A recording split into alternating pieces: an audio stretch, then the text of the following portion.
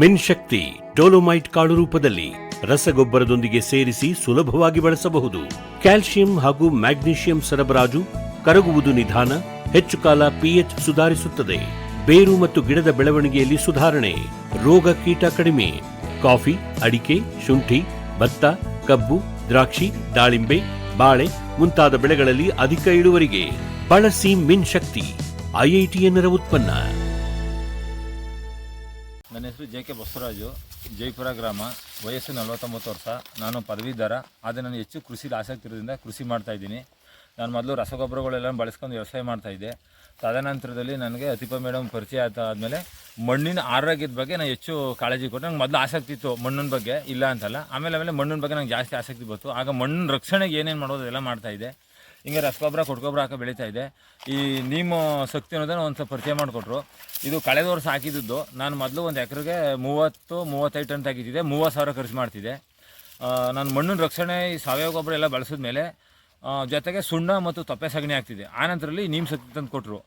ಕಳೆದ ವರ್ಷದ ಬೆಳೆಗೆ ನಾನು ಅದು ನೀಮ್ ಶಕ್ತಿ ಹಾಕ್ತಿದ್ದೆ. ಈಗ ಇದು ಹಾಕಿದ ನಂತರ ಇದು 1 kg ಪೌಡ್ರು, ಇದು ಅರಳು ಥರ ಐತೆ. ಇದು ನಾನು ತೆಂಡೆಗೆ ಹಾಕೊಂಡೋಗಿದೆ. 5 ಟನ್ನು ಕಬ್ಬು ಜಾಸ್ತಿ ಆಯಿತು. 35 ಇದ್ರದ್ದು 40 ಆಯಿತು. ಅಂದರೆ 35 ಟನ್ ಬಂತು, 40 ಟನ್. 1 ಟನ್ಗೆ 1 ಎಕರೆಗೆ 1 ಕುಂಟೆಗೆ 1 ಟನ್ ಬಂತು. ಮತ್ತು ಕಬ್ಬಿನ ಗರಿ ಎಲ್ಲ ಬಾಳೆ ಗರಿ ಥರ ಅಗಲ ಬಂದಿತ್ತು. ಇದು ನನಗೆ ಅದೊಂದು ಅನುಕೂಲ ಆಗದೆ. ಮತ್ತು ನಾವು ಏನಪ್ಪ ಅಂದರೆ ರಸಗೊಬ್ಬರನ ಕಡಿಮೆ ಬಳಸ್ಕೊಂಡು ಸಾವಯವ ಗೊಬ್ಬರ ಜೊತೆಗೆ ಇದನ್ನು ಮಾಡ್ಕೊಂಡು ಹೋದರೆ ಭೂಮಿಯ ಆರೋಗ್ಯದ ಜೊತೆಗೆ ನಮ್ಮ ಆರ್ಥಿಕ ಆರೋಗ್ಯನ ಚೆನ್ನಾಗಿರುತ್ತೆ ಮತ್ತು ನಮ್ಮ ದೈಹಿಕ ಆರೋಗ್ಯ ಚೆನ್ನಾಗಿರುತ್ತೆ, ಒಟ್ಟೊಟ್ಟಿಗೆ ಸಾಮಾಜಿಕ ಆರೋಗ್ಯನ ಚೆನ್ನಾಗಿರ್ತದೆ. ನಾನು ಆ ಕಾರಣದಲ್ಲಿ ಕಡಿಮೆ ಖರ್ಚು, ಹೆಚ್ಚು ದುಡಿಮೆ, ಹೆಚ್ಚು ಲಾಭ ಅನ್ನೋ ಕಾನ್ಸೆಪ್ಟಲ್ಲಿ ವ್ಯವಸಾಯ ಮಾಡ್ತಾಯಿದ್ದೀನಿ. ಈ ನೀಮ್ ಶಕ್ತಿನ ಎಲ್ಲ ಬೆಳೆಗೂ ಕೂಡ ಇದು ಸೂಕ್ತ ಅಂತ ನಾನು ಅಂದ್ಕೊಂಡಿದ್ದೀನಿ. ಬಟ್ ನಾನು ಉಪಯೋಗಿಸಿದ ಮಾತ್ರ ಕಬ್ಬು ಉಪಯೋಗಿಸಿದ್ದೀನಿ. ತುಂಬ ಚೆನ್ನಾಗಿದೆ. ನಮ್ಮ ರೈತರು ಕೂಡ ಬಂದು ನಮ್ಮ ಜಮೀನಲ್ಲಿ ಇದನ್ನು ಪ್ರತ್ಯಕ್ಷವಾಗಿ ನೋಡ್ಬೋದು. ಇದಿಷ್ಟು ನನ್ನ ಒಂದು ಅನುಭವದಲ್ಲಿ ಬಂದಿರೋದು. ಮತ್ತು ಟಿಲ್ಲರ್ಸ್ ಮಧ್ಯಾಹ್ನ ಅಂದರೆ 10-12ಗೆ ನಿಂತೋಯ್ತಿತ್ತು. ಆ ಸಣ್ಣ ಬರ್ತಿದ್ದೋ ಈ ಥರ ಕರು ಬಿಡ್ತಿತ್ತು. ಈಗ ಇದನ್ನ ಹಾಕೋದ್ಮೇಲೆ ಸ್ವಲ್ಪ ವ್ಯವಸಾಯದ ರೀತಿನ ಬದಲಾಯಿಸಿದ ಮೇಲೆ ಮತ್ತು ರಸಗೊಬ್ಬರ ಕಡಿಮೆ ಮಾಡಿ ಸಾವಯವ ಗೊಬ್ಬರ ಜೊತೆ ನೀಮ್ ಶಕ್ತಿ ಹಾಕಿದ್ಮೇಲೆ 17 ಟಿಲ್ಲರ್ಸ್ ಬಂದವೆ. ಮತ್ತು ಈ ಕಬ್ಬನ್ನ ಗಿಣ್ಣು ಏನೈತೆ ಇವು 24ರಿಂದ 36 ಗಿಣ್ಣು ಬಂದೈತೆ. ಅವಾಗ ಸರಾಸರಿ ನಾನು 30ಕ್ಕೆ ಹಾಕೊಂಡಿದ್ದೀನಿ. ಈ ಥರದ್ದು ನಾನು ವ್ಯವಸಾಯ ಮಾಡ್ತಾ ಇದ್ದೀನಿ. ಇದರಿಂದ ಇಳುವರಿ ಹೆಚ್ಚಿಗೆ ಆಯ್ತಾ? ಇದು ಕಳೆದ ವರ್ಷ ಹಿಂದಿನ ವರ್ಷ 35-37 ಅಷ್ಟೇ ಬತ್ತಿದ್ದು. ಕಳೆದ ವರ್ಷ 40 ಟನ್ ಪಕ್ಕ ಬತ್ತು. ಯಾಕಂದ್ರೆ ಫ್ಯಾಕ್ಟ್ರಿ ಹೊಡೆದ ದೆಸೆಯಿಂದ ಪಕ್ಕ ತೂಕ ಬತ್ತು. 40 ಟನ್ 500 ಬಂದಿತ್ತು. ಹಾಗೆ ನಾವು 40 ಟನ್ ಹಾಕೊಂಡಿದ್ದೀನಿ. ಇನ್ನೊಂದು ವಿಷಯ ಬಸವರಾಜ್ ಅವರೇ, ಇದು ಅಲ್ಲಿಗೆ ಮಿಲ್ಗೆ ತಗೊಂಡೋದಾಗ ಇದು ಒಣಗೋದು ಕಮ್ಮಿ ಆಯ್ತು ಅಂತ ತಾವು ಹೇಳ್ತಾ ಇದ್ದೀರಿ. ಅಂದ್ರೆ ಈ ಮಿಲ್ ತಗೊಳಕ್ಕೆ 1 ವಾರ 10 ದಿವಸ ಆಗುತ್ತಲ್ವಾ? ಆವಾಗ ಬಂಡಿಯಲ್ಲಿ ಇಟ್ಕೊಂಡು ನೀವು ಕಾಯ್ಕೊಂಡು ಇರ್ಬೇಕಾಗುತ್ತೆ. ಆ ಥರ ಏನಾಗಿಲ್ಲ. ಕಬ್ಬಿ ಹೊತ್ತು ಕಡಿತಾರೆ, ನಾಳೆ ಗದ್ದೆಯಿಂದ ರೋಡ್ ಗೇರ್ ಹಾಕಿರ್ತೀವಿ, ಲಾರಿ ಬತ್ತೆ ತುಂಬ್ಕೋಯ್ತು. ನಮ್ಗೆ ತೂಕದಲ್ಲಿ ಅಲ್ಲೇನು ವೇರಿಯೇಷನ್ ಆಗಿಲ್ಲ ಸರ್. ಈಗ ಅಲ್ಲಿ ಕಬ್ಬುಂದು ಏನಾಗುತ್ತೆ ಅಂದ್ರೆ ಇದು ಗಟ್ಟಿ ಇದೆ, ಇದು ಪದರ ಒಳಗಡೆ ಮಾತ್ರ ಮೆದು ಇರೋದು ಪೋಷಕಾಂಶಗಳು.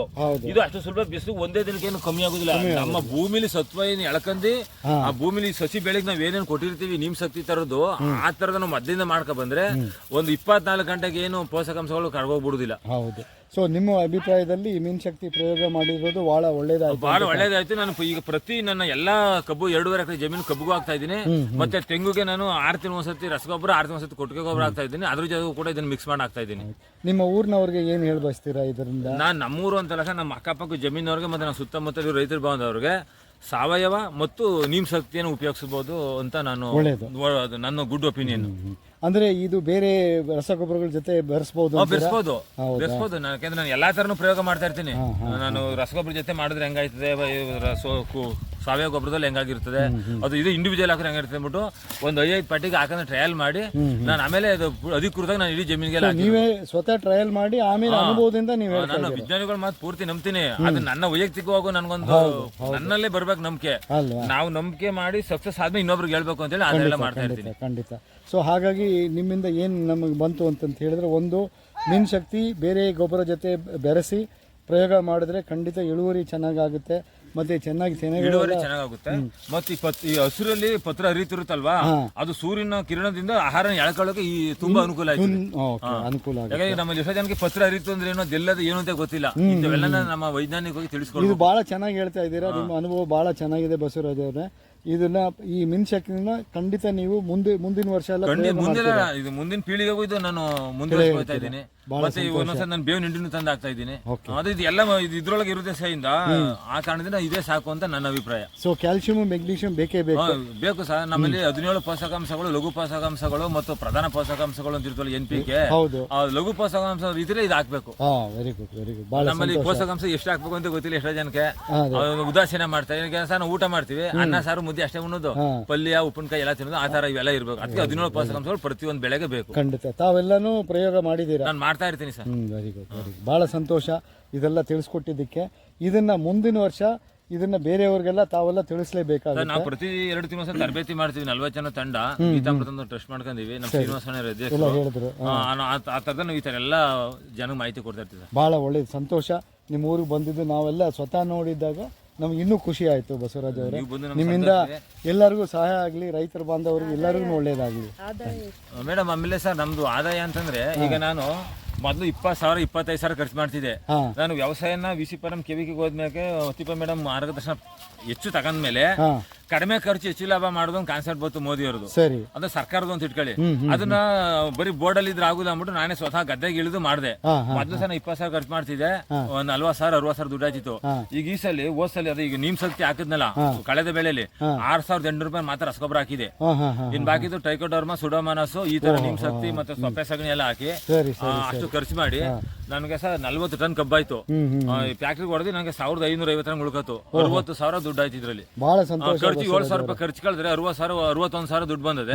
ಅಲ್ಲಿಗೆ ಎಷ್ಟು ಉಳ್ಕತ್ತೆ ಸರ್ ನಮ್ಗೆ? 54,000 ದುಡ್ಡು ಉಳಿತು. ಅಂದ್ರೆ ರಾಸಾಯನಿಕ ಕಮ್ಮಿ ಪ್ರಯೋಗ ಮಾಡಿ ನೀವು ಹೆಚ್ಚಿಗೆ ಈ ಸಾವಯವ ಗೊಬ್ಬರ ಮತ್ತೆ ಈ ಬೇರೆ ಮೈಕ್ರೋ ಆರ್ಗ್ಯಾನಿಕ್ ಬಯೋ ಫರ್ಟಿಲೈಸರ್ಸ್ ಪ್ರಯೋಗ ಮಾಡಿ ಹೆಚ್ಚಿಗೆ ನೀವು ಆದಾಯ ನಮ್ಮ ದುಡಿಮೆ ಇರಬೇಕು ಭೂಮಿನಲ್ಲಿ. ಅದು ನಾವು ಆಳುಗಳು ಬರ್ತಾನೆ 400 ರೂಪಾಯಿ ಕೊಟ್ಬಿಡುದು ತೆವರಿ ಮೇಲೆ ಕೂತ್ಕೊಂಡು ಮಂಡ್ಯಕ್ಕೆ ಹೋಗೋದು ಮಸಾಲೆ ತಿನ್ನಕ್ಕೆ ಅದಾಗೋದಿಲ್ಲ. ಗದ್ದೆ ಒಳಗೆ ಇಳಿದು ಯಾರು ಮಾಡ್ತಾರೆ ವ್ಯವಸಾಯ ಅವ್ನು ಮಾತ್ರ ಮಾಡಬಲ್ಲ, ಅವ್ನು ಮಾತ್ರ ಆದಾಯ ತರಬಲ್ಲ ಸರ್. ಸಂತೋಷ ಬಸವರಾಜ್ ಅವರೇ, ಬಹಳ ಸಂತೋಷ. ಇದನ್ನೆಲ್ಲ ಮಾತು ಕೇಳಿ ದಯವಿಟ್ಟು ಇದನ್ನ ನೀವು ಬೇರೆ ರೈತ ಬಾಂಧವರಿಗೆ ಖಂಡಿತ ತಿಳಿಸಲೇಬೇಕು. ಇದರಿಂದ ಎಲ್ಲರಿಗೂ ಉಪಯೋಗ ಆಗುತ್ತೆ. ಹೌದು, ನಾನು ಈಗ ಮಣ್ಣಿನ ಬಗ್ಗೆ ಹಾಡುಗಳು ಬರ್ದಿದ್ದೀನಿ ಮತ್ತೆ ಮಣ್ಣಿನ ಬಗ್ಗೆ ಲೇಖನ ಬರ್ದಿದ್ದೀನಿ. ಅದ್ರ ಬಗ್ಗೆ ಬಹಳ ಸಂತೋಷ. ನಮ್ಮ ಯೂನಿವರ್ಸಿಟಿ. ನನ್ನ ಹೆಸರು ಶ್ರೇಯಾಂಕ್ ಅಂತ. ನಮ್ದು ಒಂದು ಊರು ಬಂದು ಗುಡಿದೊಡ್ಡಿ ಅಂತ, ಮದ್ದೂರು ತಾಲೂಕು, ಮಂಡ್ಯ ಜಿಲ್ಲೆ, ನಮ್ಮದು ಕರ್ನಾಟಕ.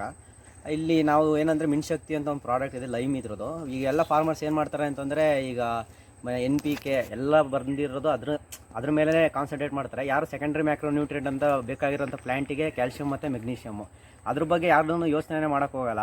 ಅದನ್ನು ಯಾರು ಹಾಕಲ್ಲ. ಈಗ ಏನಾಗುತ್ತೆ ಅಂತಂದರೆ ಫಾರ್ ಎಕ್ಸಾಂಪಲ್ ಈಗ ಕ್ಯಾಲ್ಶಿಯಮ್ ಮೆಗ್ನೀಷಿಯಮ್ ಡಿಫಿಷಿಯನ್ಸಿ ಬಂದರೆ ಪ್ಲ್ಯಾಂಟಲ್ಲಿ ಏನಾಗುತ್ತೆ ಅಂದರೆ ಇದು ಕೆಂಚಿಗಾಗ್ತಾ ಬರುತ್ತೆ, ಇಲ್ಲಿ ಫುಲ್ಲು ಅಂದರೆ ಹಳದಿ ಕಲರ್ ಟರ್ನ್ ಆಗುತ್ತೆ ಇದು. ಅವಾಗ ಏನಾಗುತ್ತೆ, ಅದಕ್ಕೆ ಕ್ಯಾಲ್ಶಿಯಮು ಮೆಗ್ನೀಷಿಯಮು ಡಿಫಿಷಿಯನ್ಸಿ ಆಗಿದೆ ಅಂತ ನಮ್ಗೆ ಗೊತ್ತಾಗುತ್ತೆ. ಬಟ್ ಅದರಿಂದ ಮಿನ್ಶಕ್ತಿ ಯೂಸ್ ಮಾಡಿದ್ರೆ ಏನಾಗುತ್ತೆ ಅಂದರೆ ಸ್ವಲ್ಪ ಪ್ಲ್ಯಾಂಟು ಸ್ವಲ್ಪ ಹಿಂಗೆ ಚೆನ್ನಾಗಿ ಗ್ರೀನಾಗೆ ಸ್ವಲ್ಪ ಈಗ ನೋಡಿ ಇಲ್ಲ ನೀವೇ ಲೈವ್ ರಿಸಲ್ಟ್ ನೋಡ್ತಿದ್ದೀರಾ. ಈಗ ಹೆಚ್ಚು ಕಮ್ಮಿ ಇದು 1.5 ವರ್ಷದ ಗಿಡ, 1.5 ಅಂದರೆ 1 ವರ್ಷದ ಮೇಲೆ 8 ತಿಂಗಳಾಗಿದೆ ಈಗ. ಇಷ್ಟಕ್ಕೇ ಇಷ್ಟು ಚೆನ್ನಾಗಿ ಬಂದಿದೆ ಇದು ಹೇಳ್ಬೇಕಂದ್ರೆ. ಮತ್ತು ಇನ್ನೊಂದೇನೆಂದರೆ ಮಣ್ಣಿನ ರಸಸಾರ ಅಂತಾರೆ, ಅಂದರೆ pH ಅಂತ ಕೇಳಿರ್ಬೋದು ನಿಮಗೆ. ಅದೇನಾಗುತ್ತೆ ಅಂತಂದರೆ ಅದು 7 ಅಂತ ಇರಬೇಕು, ಒಂದು ಲೆವೆಲಲ್ಲಿ ಇರಬೇಕು. ಅದಿಲ್ಲ ಅಂತಂದಾಗ ಏನಾಗುತ್ತೆ ಅಂತ ನೀವು ಏನೇ ಗೊಬ್ಬರ ಹಾಕಿದ್ರು ತಿನ್ನೋಕ್ಕಾಗಲ್ಲ. ಅಂದರೆ ಹೇಗೆ ಅಂತಂದರೆ ನೀವು ಬರೀ ಅಕ್ಕಿ ಇಟ್ಬಿಟ್ಟು ತಿನ್ನು ಅಂತಂದರೆ ಆಗಲ್ಲ, ಅದು ಅನ್ನ ಮಾಡೇ ತಿನ್ನಬೇಕು. ಸೊ ಆ ಥರ ಪ್ಲ್ಯಾಂಟ್ಸಿಗೆ ನಾವು ಅದನ್ನೆಲ್ಲ ಪ್ರೊವೈಡ್ ಮಾಡಿದಾಗ ಚೆನ್ನಾಗಿ ಬೆಳೆಯುತ್ತೆ, ಗ್ರೋತ್ ಆಗುತ್ತೆ. ಹಂಗಾಗಿ ಮಿನ್ಶಕ್ತಿ ಪ್ರಾಡಕ್ಟ್ ನನಗೆ ಸ್ವಲ್ಪ ಅಂದರೆ ಸ್ಯಾಟಿಸ್ಫ್ಯಾಕ್ಷನ್ ತಂದಿದೆ ಯೂಸ್ ಮಾಡಿದ್ಮೇಲೆ. ಲೈವ್ ಆಗಿ ರಿಸಲ್ಟ್ ನೋಡಿದ್ದೀವಿ ನಾವು, ಇಲ್ಲ ಅಂತಲ್ಲ. ಹಂಗಾಗಿ ಹೇಳ್ತಿರೋದಷ್ಟೇ. ಈಗ ಯಾಕಂತಂದರೆ ಸಾವಿರಾರು ಹೇಳ್ತಾರೆ ಅದನ್ನ ಹಾಕಿ ಇದನ್ನ ಹಾಕಿ ಅಂತ, ಬಟ್ ನಾವು ಎಕ್ಸ್ಪೆರಿಮೆಂಟ್ ಮಾಡಿ ನಮ್ಗೆ ಅನುಭವ ಆದರೆ ಅವಾಗ ಗೊತ್ತಾಗುತ್ತೆ ನಮಗೆ, ಅಂದರೆ ಯೂಸ್ ಮಾಡ್ಬೋದಾ ಇಲ್ವಾ ಅಂತ. ಇವಾಗ ನಾನು ಯೂಸ್ ಮಾಡ್ತಿರೋದಕ್ಕೇ ನಾನು ಈಗ ಹೇಳ್ತಾ ಇರೋದು, ಇಲ್ಲಾಂದರೆ ನಾನು ಅವರಿಗೂ ಹೇಳ್ತಿರಲಿಲ್ಲ. ನಾನು ಯೂಸ್ ಮಾಡಿ ನಾನು ಅಗ್ರಿಕಲ್ಚರ್ ಇಂಜಿನಿಯರಿಂಗ್ ಬ್ಯಾಕ್ಗ್ರೌಂಡ್ ಬಂದಿರೋದ್ರಿಂದ ಇದು ಯೂಸ್ ಮಾಡೋದ್ರಿಂದ ಸ್ವಲ್ಪ ಹೆಲ್ಪ್ಫುಲ್ ಇದೆ ಫಾರ್ಮರ್ಸಿಗೆ, ಇಲ್ಲ ಅಂತ ಹೇಳಲ್ಲ. ಅದನ್ನು ಸ್ವಲ್ಪ ರೀಸನಬಲ್ ಪ್ರೈಸಲ್ಲೂ ಇದೆ. ಇದು ತುಂಬ ಕಾಸ್ಟ್ಲಿನೂ ಇಲ್ಲ, ತುಂಬ ಕಡಿಮೆನೂ ಅಂತಲ್ಲ, ಒಂದು ರೀಸನಬಲ್ ಪ್ರೈಸ್ ಇದೆ. ಸೊ ಹಂಗಾಗಿ ಎಲ್ಲ ಫಾರ್ಮರ್ಸು ಯೂಸ್ ಮಾಡ್ಬೋದು ಅಂತ ಹೇಳ್ತೀನಿ ನಾನು.